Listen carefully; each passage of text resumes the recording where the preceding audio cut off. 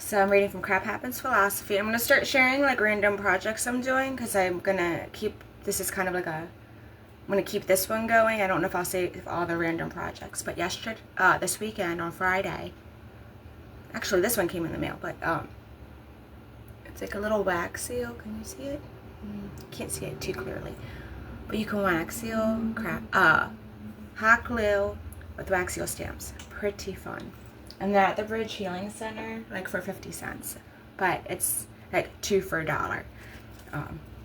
No one wants to deal with 50-cent transactions. Alright, so we just read about page 210 on what some people say to bully, and I kind of went on tangents, a whole bunch of tangents. And the county I live, the bullying mentality is you both get punished, kind of, and that's what I don't think that's necessarily the right thing to do. We're going to go much more into bullying. We've talked about it a little bit, like no one happy bullies or is disrespectful or any,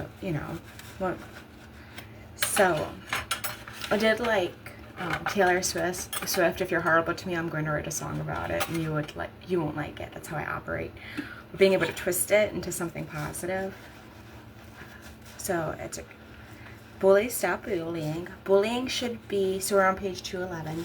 Bullying should be embarrassing. Everyone knows you're full of crap. And that's kind of the concept of it. So like, if you start seeing bullies as people that like aren't happy, that have problems, that are like you should be embarrassed. Like you're basically like, who has a problem? And that's not healed and not solved. Raise your hand, and they're the mean ones, right? So how should we help those who, so this is like a question where you could, if you're in a group or anything like that, how should we help those who are or were bullied? Do you think bullies are happy people? How can you prevent and or stop bullying? I don't know if it would be effective to kind of teach how on like kind of the Freudian, like underneath bullying, like heartbroken people, or I mean some people just really don't have a good upbringing and they may not even know, or a lot of the time they're just repeating what they've heard or different things. So yeah, but I definitely don't think overlooking bullying should ever happen in the school system. And yeah, I don't work in the school system. I do help people in the school system as a therapist, but what a hard thing. I think our next chapter is pretty exciting. Let me dry my hands. Yeah, what are your thoughts on bullying? It's weird. Where I live, there's 2 schools, and one's known for bullying and one isn't. And what I hear from, like, some of the teachers is that there's one that has a really good principal, and I'm not quite sure. I almost want to, like, learn, like, what she does different than the other principal, because they're, like, the same, right next to each other, right? So they have somewhat the same population, maybe a little bit different. But it's curious that one, they nip bullying in the butt, like it doesn't happen much, and the other it does, and they're like just right next to each other, public schools. So I definitely think it's worth investigating, because you hear people that have been bullied having mental health issues, and I like to teach resiliency with youth and everything, but it would be neat to do it on a larger scale. So we are actually getting into a fun chapter. I don't like talking about bullying, it's not, but you have to. If it's irrelevant, like some of these, I'm like, just skip it. And that's what I like about the book. It's like a PowerPoint where each page has like a topic. So if it's irrelevant and doesn't apply to you, just skip it. Like if you don't care about it, skip it. Read what you want. It's really easy to navigate. Like, so chapter 5, where does crap come from? So self. It's kind of like this chapter focuses on self. Chapter 2 kind of was like on others. I have a page like on nature, environment, like on 19. Society, culture, and laws is like on page 230 plus. So crap from self. So this is like the psychology of crap. So Buddha said, peace comes from within. Do not seek it without. That's Buddha, right? So yikes. Why is this not advertised, right? Sales would go down everywhere. We're like, we need peace within. We don't need to buy this, this, and this to have peace. But I do like, I like art supplies because I get to share them and make stuff. But, sharing things makes me happy. But peace comes from within. Like yesterday, I did a live stream of a stream. You know, it was live. Haha.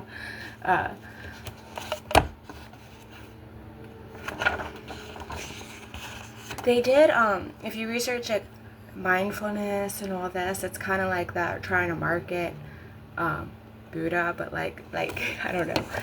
They water it down a lot too, which is an interesting, like, where does crap come from within? So I have 8 ideas. Not understanding causes of crap. So if somebody's crappy to you and you internalize that as, oh, something's wrong with me, not, hey, that person's treating me inappropriately, you know, based on their own crap, and, you know, it's like you don't have that shield of resiliency. Number 2, failing one or more of Erikson's 8 development stages. 3, not getting Maslow's basic needs met. 4, basic health problems, nature. 5, crappy coping skills. 6, cognitive distortion, crappy thoughts. 7, protective and risk factors, not knowing or doing. 8, uninvited guests. Things happen without one's doing, whether positive or negative. One often has to learn new skills to evict negative crap, trauma, feelings, emotions, any type of problem, even people, or may include creating safe boundaries. Marcus Aurelius, 121 to 180 he lived. The happiness of your life depends upon the quality of your thoughts. Therefore, guard accordingly and take care that you entertain no notions unsuitable to virtue and reasonable nature. So crappy coping skills is on page 215. What is the root of our problems? Could it not be dealing with our crap effectively? Question. Denial. Reacting to being full of crap. Crappy coping skills.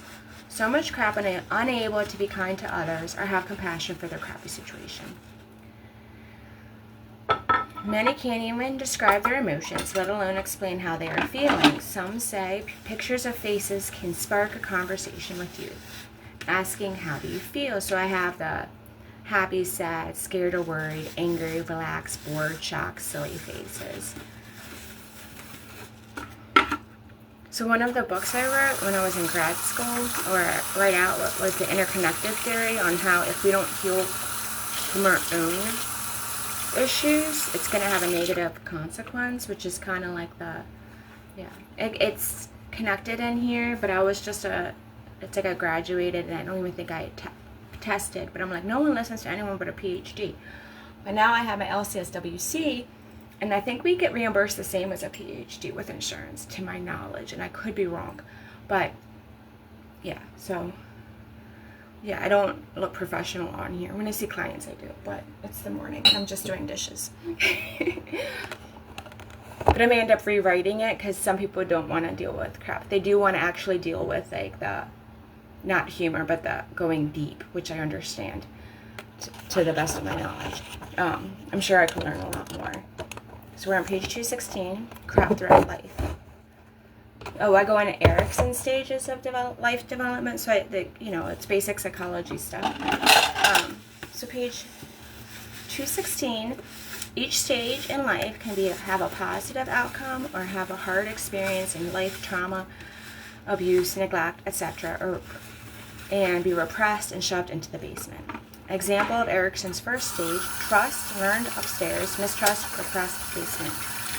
Sigmund Freud said, unexpressed emotions will never die. They are buried alive and will come forth later in uglier ways. Sigmund Freud lived 1856 to 1939. So, I actually learned something I do want to add. But Erikson's 8 life stages, development, adverse childhood experiences, or the ACE score.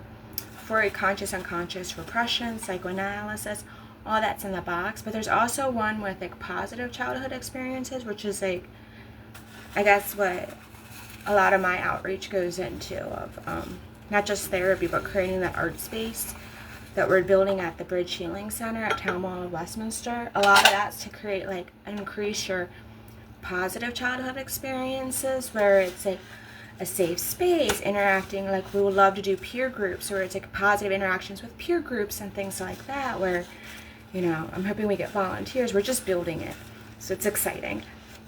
But the idea of, you can Google positive experiences, positive childhood experiences, PCE, I think it is, instead of adverse childhood experiences. Yeah, that's cool. So there's a way to mitigate some of these like really awful things, and I 100% want to find a way to like reach out to local foster care. And like when we did foster care, I go on tangents, I know, but I have dishes and yeah. So we did foster care when I was 19. I had a mentoring program almost every week, and I had kids from Baltimore City over in the spare room. They would just stay there, and yeah, but then we ended up doing foster care, so that kind of stopped because the room was used. But we did emergency foster care, and we would really make it magical. Like I had like wigs and angel wigs and like costumes and instruments, and some of the little kids were like, I remember this one little girl, it's a long time, she grabbed my leg when like the social worker came and did not want to go, and that was heartbreaking. But like we would do like little parades and go up and down our street and be all dressed up, and it was just like this really fun. My parents had a huge house. I didn't realize it at the time, but we used it for good.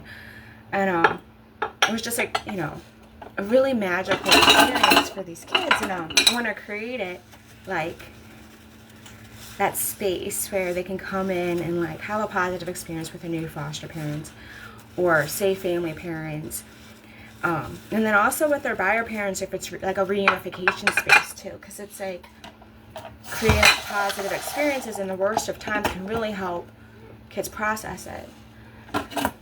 So we're on page 217. Yeah, so I need to add that in there. I don't know. There's still edits, but you can Google it. Positive childhood experiences. That's what I want to create for kids, beyond just being a therapist, but like safe spaces and fun. And you know, we have like a really cool room with like Dr. Seuss themed and things hanging. But crap happens at any age. So I'm going to go over Erikson's stages, which is fun to me. So the first stage is birth to 18 months. That's infancy, and you learn trust or mistrust. Early childhood is 2 to 3 years. You learn autonomy versus shame and doubt. Preschool years is 3 to 5. Initiative versus guilt. School age 6 to 11 is industry versus inferiority. Adolescence 12 to 18, identity versus role confusion. Young adulthood 19 to 40, intimacy versus isolation. Middle adulthood 40 to 65, generativity versus stagnation.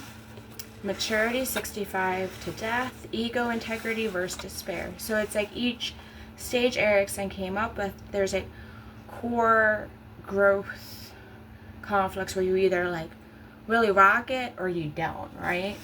Crap can even happen in the womb. Rarely in the general public taught on how to handle negative outcomes. Erik Erikson came up with these. So he lived 1902 to 1994. His life stages of development are still used and taught as of, well, I graduated in 2010, but I think they're still used and taught today. And I don't think it's like, oh, once you pass it, you get it. It can't get on, like you can't heal it, or you can't have a worse time, right? So like a lot of people, maybe they had intimacy, they had good friendships, they had a good relationship in their young adulthood, and then somebody passed away or something broke up and they have to redefine themselves, and or you know, so it could really vary. But I'm in my 40s now, so I'm in my generativity or stagnation, so I definitely feel like I'm giving back and doing good on that one. I don't feel like I'm stagnant at all. I could it'll be nice when the space is set up and I get to like, oh, maybe I'll go to the gym again, because I'm just like moving stuff. Yesterday I did my bike because I'm like, I didn't do 3 loads like I did the day before of setting things up. But okay, so we're on 217. You can Google Erik Erikson, Erik with an E, Erikson with an E, because they're good to know. But it's also like, do I go into? I think I go into other people, but there's more. Aaron Beck. So there's more to the surface than meets the eye. So he was 1921 to 2021. So he lived 100 years. Yeah, he's fun to quote too. You can Google him, Aaron Beck. So this is one of many ways to visualize Erikson's stages of development. So I have the house where like all the positive goes upstairs. We can talk about it, but all the negative goes in the basement, and we don't want to talk about it. We repress it. Sometimes it's like buried deep in the basement. So success strengthens the stability of the house in the conscious area upstairs. Failures can be repressed basement. Both can be in your core schema. However, many successes and failures of conflict can either be conscious or unconscious or both. So some things are so bad that we actually repress it. One's needs not met can be very crappy. So not having basic needs. So we're going into Maslow's, Abraham Maslow, 1908 to 1970. He came up with like the hierarchy of needs. So I'm just gonna, so the bottom one is survival needs. So like water, food, roof over your head, safety needs, then belonging, love needs, esteem needs, self-actualization, self-transcendence. I don't know if he came up with that one or if that was added later. A lot of people create a framework in their lifetime and then people add to it later. We're going to go into loss, but the loss, they've done a lot with loss field. We'll get into that. But so not having basic needs met at the bottom of the pyramid is most crappy. Well, I wouldn't say it's necessarily most. It's crappy. Not having food, water, warmth, sleep is so crappy, as well as not having basic safety and security met. It's crappy not feeling loved or like you belong. It's crappy when you feel like a failure or esteem needs aren't met. It's not crappy when you're achieving your full potential, and even less crappy when you transcend your own desires and start to care about a bigger cause, like helping others moving up the pyramid. I don't know if I have Anne Frank quotes in. She's quoted throughout this book, but she's somebody that didn't really have all of her needs met.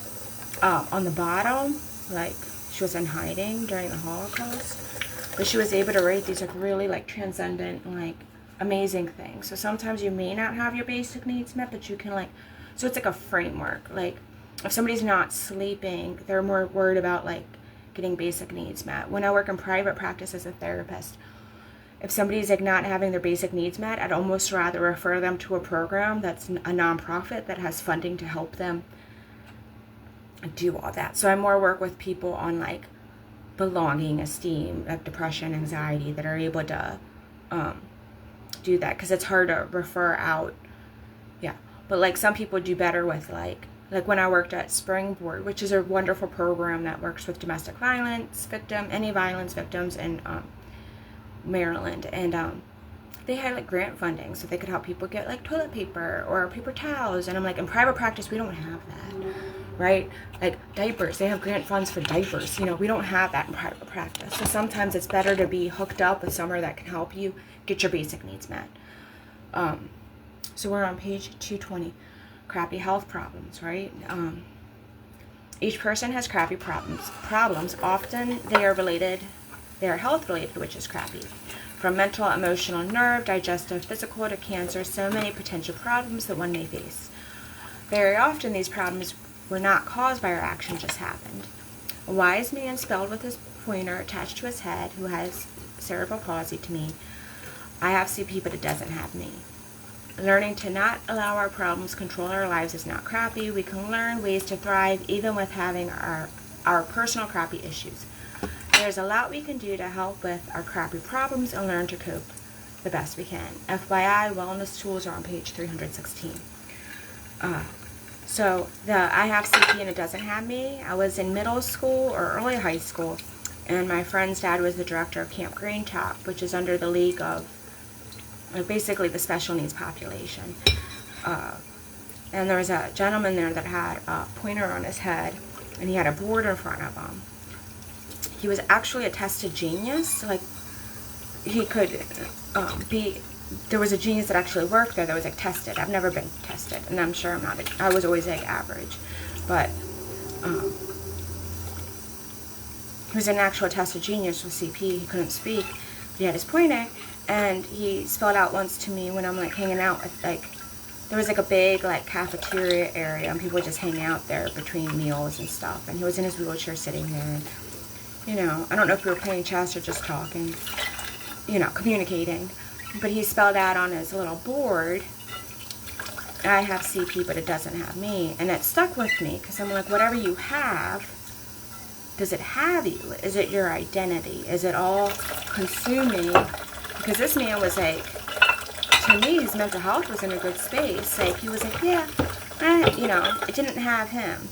Like, because so often we have a problem and it like consumes us and it changes who we are as an identity. Like, it changes, like, our spirit's now trapped in this box of, oh, I have this, right? And we have like self-stigma based on this. And he just, you know, it was like one of those lessons that stuck with you. Yeah, so whatever you have, it's something you can fight and handle, but it doesn't need to consume you. I don't know if that makes sense, but it makes sense to me. So we're on page 211. Crap from self. So repressing. Crappy experiences, feelings, memories, thoughts, concerns, needs not met can lead to faulty thinking, cognitive distortions, impulsive behavior, and defense mechanisms. Defense mechanisms mentioned in greater detail soon, but often creates more crap. To discuss repressing, hiding one's feelings from oneself and others, we will delve into some pre-existing theories, starting with Freud. Jeff Bridges, born 1949, said, imperfections and perfection go so hand in hand, and our dark and our light are so intertwined that by trying to push the darkness or the so-called negative aspects of our life to the side, we are preventing ourselves from the fullness of life. And I talk about it a lot. I'm just going to rinse and then I'll turn the page. A lot of compassion comes from our own experiences. So if we don't allow ourselves to heal from those experiences, we're like missing on this connection and solidarity feeling of people that have similar experiences. We miss the whole, you can, I don't think everything happens for a reason, like some mean God theory that some people have, or I don't know. But I think you can learn from everything, right? So it's not like there's this like nasty person like creating drama or bad experiences, but everything can be learned from every hard experiences. You can learn from it. And I do believe there's a way to use it for good and helping somebody else go through it or grow through it.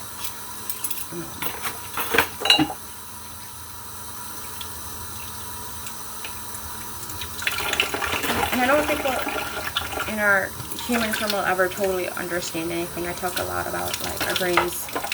My brain's only like this big or so. So there's a lot we're not going to know, and just having peace that we don't have to figure it all out, but we can try to be kind, right?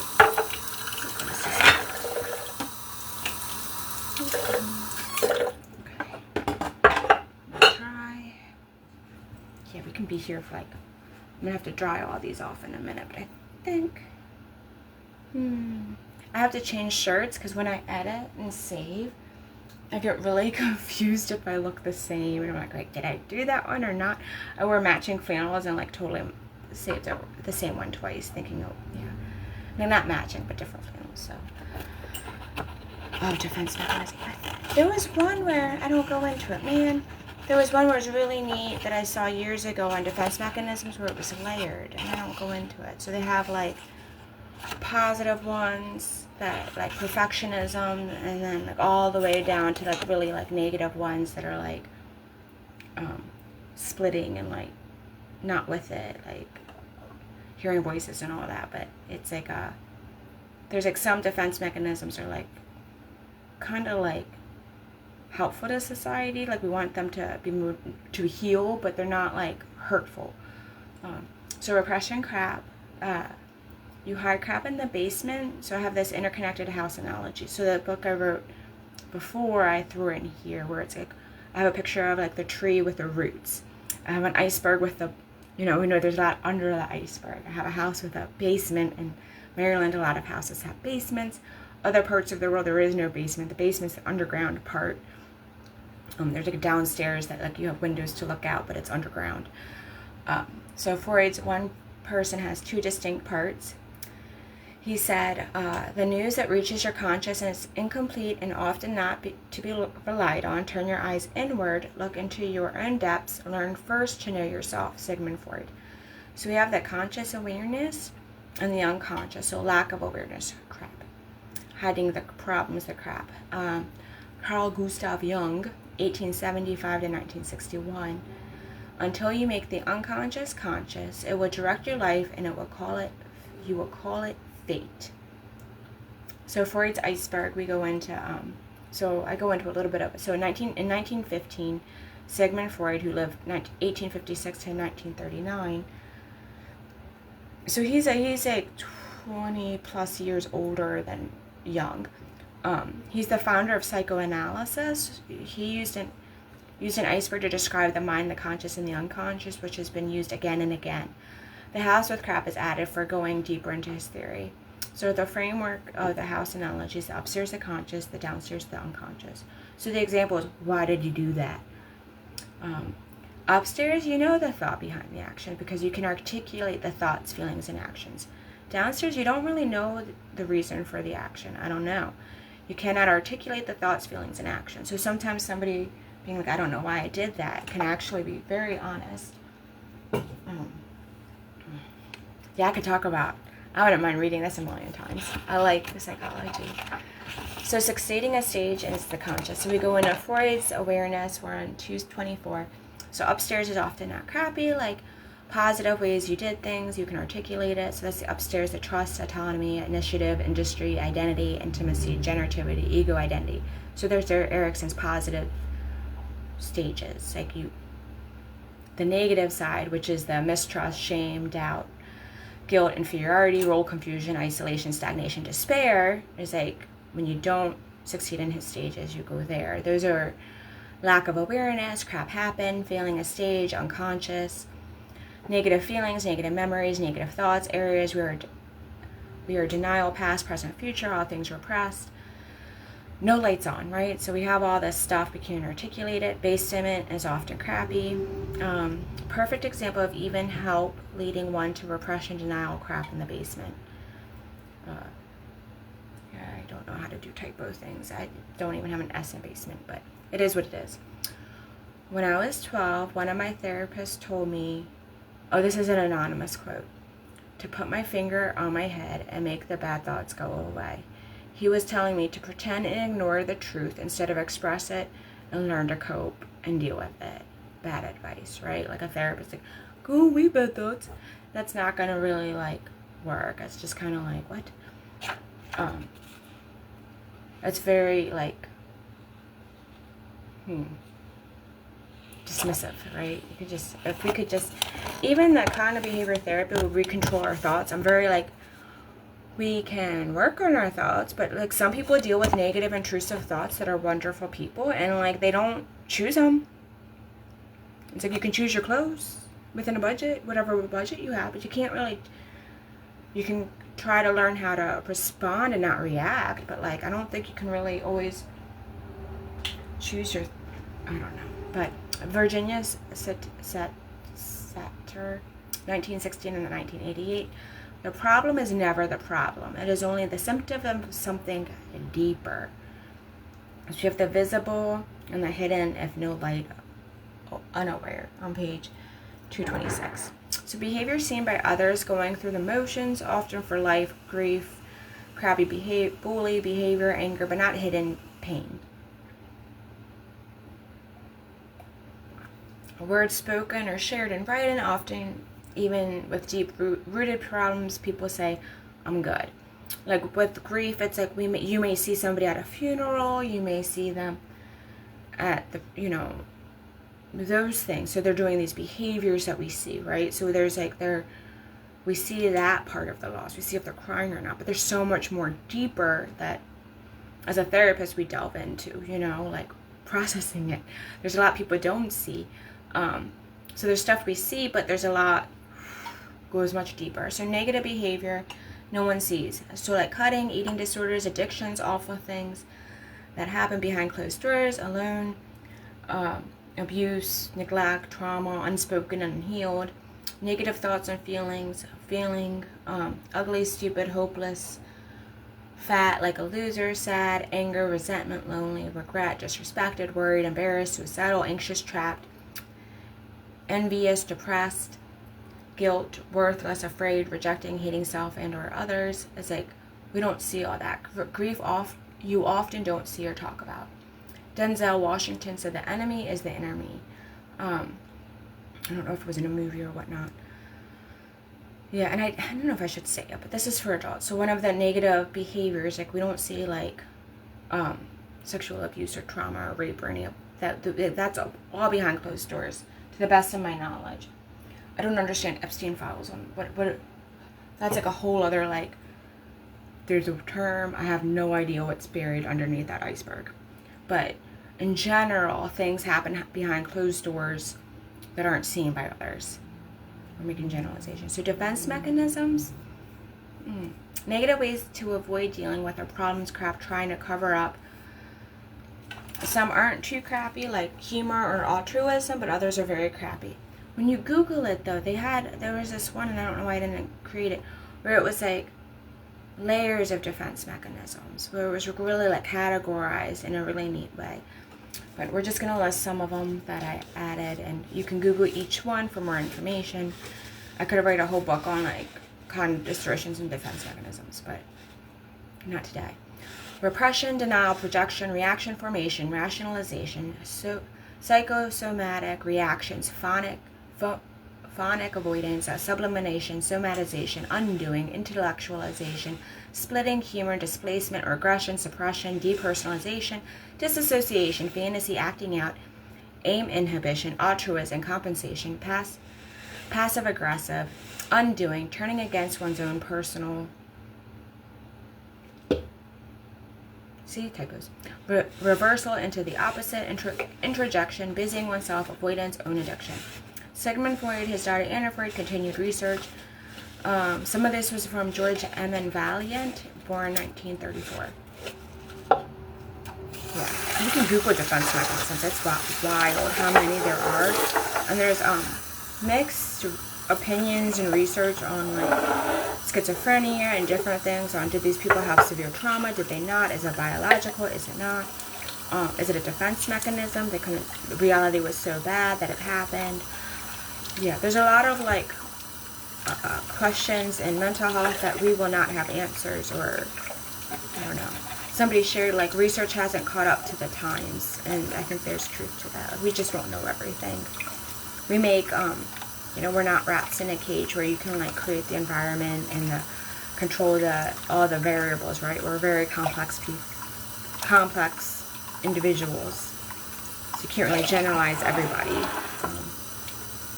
Like, if a self-help book helped everybody, there'd be no need for therapists. But some people have their own journeys, and, like, it's unique. So it's like, how do you help people? It's like one by one sometimes.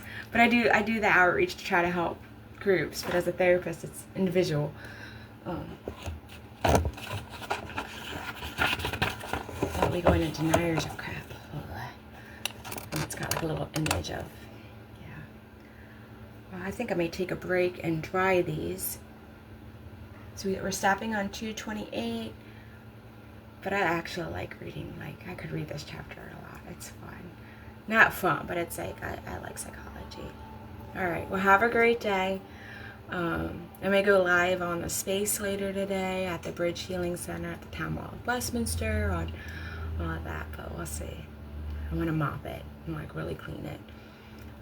Alright, have a great day.